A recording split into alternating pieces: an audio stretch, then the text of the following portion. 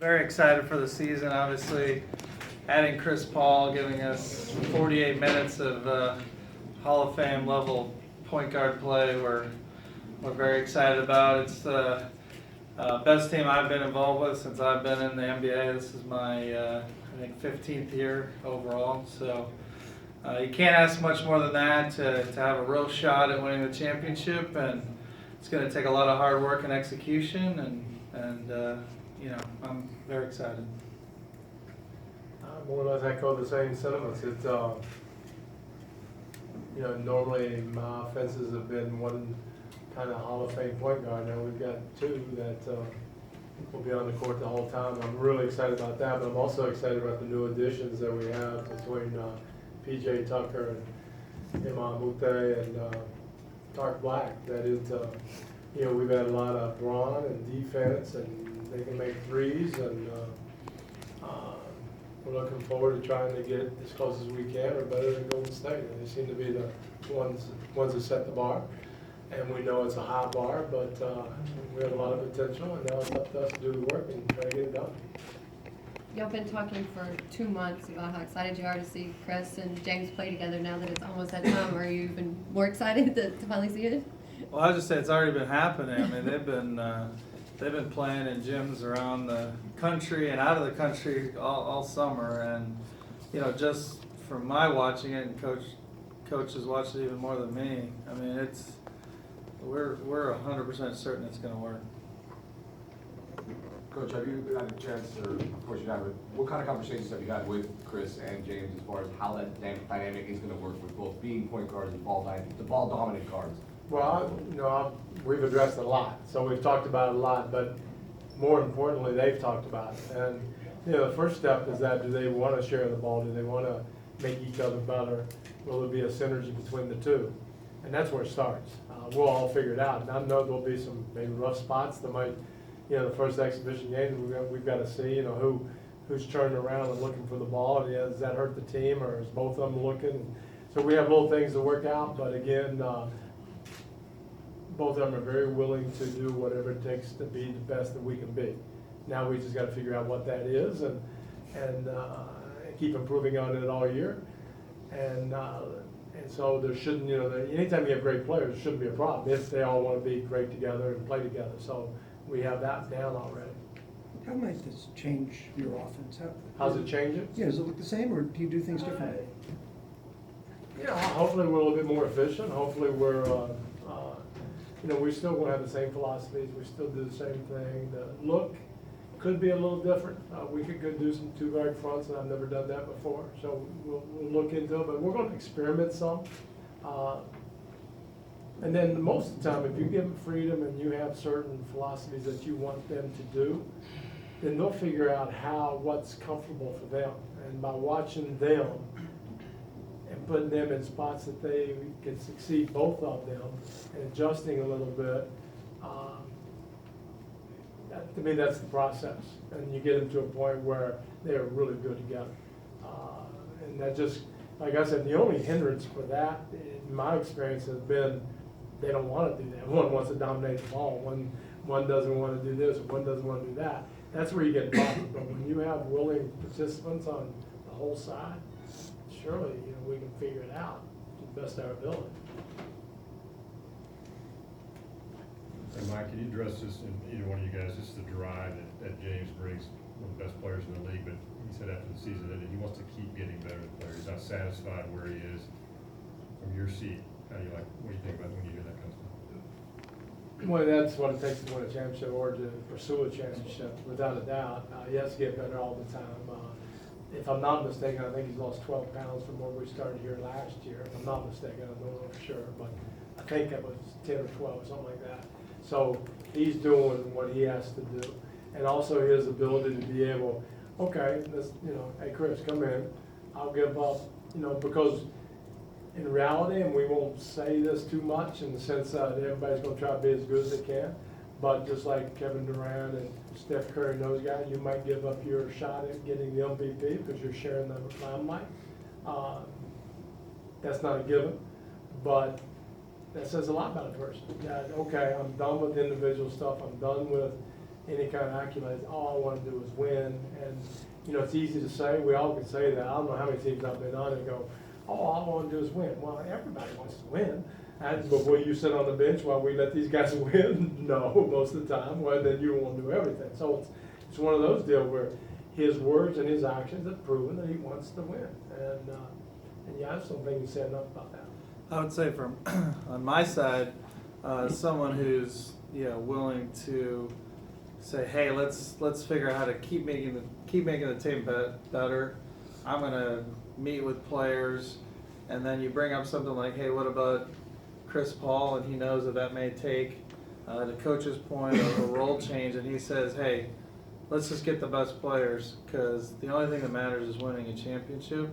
And then, hey, let's maybe do that move as a trade so that we can add PJ Tucker and get Nene back and Emba Mute and Tarek Black and all the guys we added as well to maximize that. It says a lot. He's both on and off the court trying to do whatever it takes. And really, it's been such a great partnership with him in terms of him also signing for 6 years. Just really shows his level of commitment to what he wants to do for the Rockets and the city of Houston. Coach, what was your reaction to President Trump's statements that players who choose not to stand for the national anthem should be fired? Obviously it's a hot topic, and I'm glad you asked it. I will stand behind anybody's right to protest in any way they see fit. I might not agree with a protest, I might not agree with, I think all Americans can disagree. Certain protests, you have one side or the other. But I think all Americans agree you have the right to protest. So I will stand united whatever the players, feel they need to do, then I'll be with them 1,000%. And I hate it that the country's in a bad spot right now. It's not great. And we don't need to politicize sports. And, it's a great platform. And I support them 1,000% to be able to get the viewpoint out. But to be vilified or because you speak your mind or you don't like certain segments of our society, that's not right. And they have a right to say, well, you have a right to walk out of the room. I get that too. But don't vilify somebody or demean their character. It's not right. Have you talked to any of the guys about any plans they might have? No, I think it's, we'll cross that bridge when we get to it. We haven't got there yet. Daryl, what's the challenge? That I know of. I have not, to answer your question. If there is a challenge of having the caveat, well, having kind of the dialogue also about acquiring a Hall of Fame player and then not happening, does it set a bar in terms of expectations within the locker room, and that you have to kind of mitigate as you move forward, or how do you deal with that? I truly don't understand. What did you mean? Like, because we added Chris, you mean? I don't. The potential to add Carmelo on his team, Oh, okay. all the time, right? Then it doesn't happen. How do you deal with that as you move forward?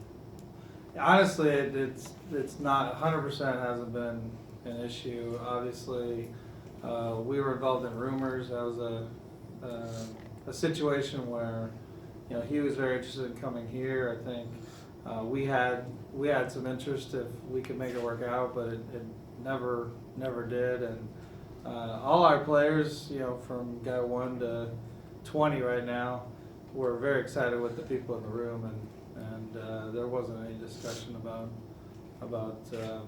any disappointment or anything like that. Mike, with Clint, is the next step for him being able to play 30 minutes a game aside from, other than 24?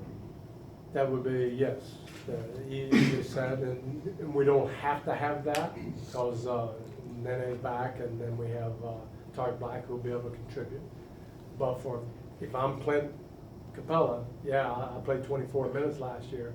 I need to get that up to 30, and my what I give can't fall off. I can't, I need to keep not getting tired.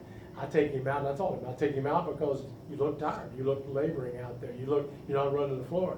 And they said, well, I need to play. No, you don't until you get it up. So his next step is that. And I think he will. I think it's a matter of getting older, stronger, getting to a man's body. So I'm looking forward to him progressing, whether it's up to 26 this year or up to 30. He determines that. Mike, how do the off-season additions change your defensive approach, your defensive identity? Well, hopefully it's better. We know that, if you're the second best by 9/10 of a point offense, and you're 15th or 17th, whatever metric you use defensively, where can we make the most improvement? That's defense. So I think the guys that are back, the ones who are there, know that we have to be better. But we've added, Daryl and his staff has added very good defensive players, and what we do and how we think about it changes very little, the rules and stuff we have. But I think we've got better defensive players, and we've got a lot of them, and guys that are really good at it. That's PJ Tucker and Imam Mute and Tark Black. So that allows us as a coaching staff to switch more, to game plan better. We need to be in the top 5 defensively. If we really think we are, if Golden State's number 1 offensively, number 1 or 2 defensively, we got to be up there. Otherwise, we're not going to win. And they know that, we know that, and from day one, that's what we're going to try to do. Hold guys accountable and try to get there. Daryl, what's it like for you? You add Chris, then Oklahoma City adds 2 guys, and Minnesota adds the guys that they add. Just what's the challenge of being in the Western Conference right now? I mean, it's a challenge every year. I think I get asked that, like, how does, the odds are long. Obviously, you're facing one of the best teams of all time, and to your point, the Spurs, a great team as well. You face long odds in sports. I mean, 30 teams, only 1 gets to win, so we're used to long odds. And obviously, the West has been the best conference since I've been in the NBA, and for at least 15 years. So it's just par for the course. I mean, you just got to keep getting better, and we feel like we're well positioned to take down anybody and get ourselves in position to try and beat the juggernaut they have in Golden State. It's going to be exciting for the fans. You get to see these guys, 4 times. And so it's going to be, the West is good. It's fun. Exciting for the coaches too? No, not as much. Time for a couple more? Daryl, is there a particular area you're excited to see Chris perform in? Offense, defense, passing, shooting? I mean, it just all seems to. Is there one that kind of you want to see? Sure. I mean, he's sort of good at all that, which is why he's a Hall of Fame level player. I would say, just his ability in close games. I've always admired his ability to raise his level of play. If you're in a 0-1, 2-point game, his ability to really diversify and allow us to attack the other team in other ways, I think is really exciting. Is everybody cleared for practice tomorrow? I think a restriction. I could only go like 30 minutes. Skip every other day? Everybody else. I think- I'm there with you. I think PJ's dealing with something nagging. Yeah. PJ Tucker, but other than him, I think everyone's fully ready. What is he? What's nagging? He just came up in practice with some minor. I don't remember what it was. But Hamstring. Yeah. He's So I got think. a strained hamstring. Yeah. So. We'll be careful with. Yeah. One thing I don't think we mentioned that I think is really important and that we added, not that we, it just keeps getting better, is the chemistry and having a team that the community of Houston can really get behind and love. These guys are, veterans, they're pros, well-spoken, got their hearts in the right place, and I think people, everything everybody's gone through this summer, something we can rally behind, and we shouldn't forget about all the efforts that we need to make for the hurricane victims. And we'll continue that all year, but it's something that we really want to do our part on the court, so everybody can be proud of it, but off the court, more importantly, and with these guys, there's no doubt that will happen. So just something that this is going to be a fun team to try to coach, and I know there'll be ups and downs, and you guys will be yelling at me in a month. That's fine, but I'm going to enjoy the heck out of them because they're good guys. Daryl, can you add your thoughts about what the city's been through and the opportunity for the team to bring some joy, if you will, to some smiles on faces, that kind of thing? Yeah, I mean, from the front office to the players, I was very proud of our players, and obviously you know, Les Alexander, money wise is one thing, Les Alexander giving 10 million and James giving 1 million, and Chris Paul working with many organizations to rally people to give money. So money wise is one thing, but then, you know, you have Coach out in the community yesterday, you got our players really daily since the terrible event, you know, out there, you know, helping firsthand. You know, it was I was really proud to see that, and you know, I would say, yeah, it's humbling to be in the position to hopefully help people.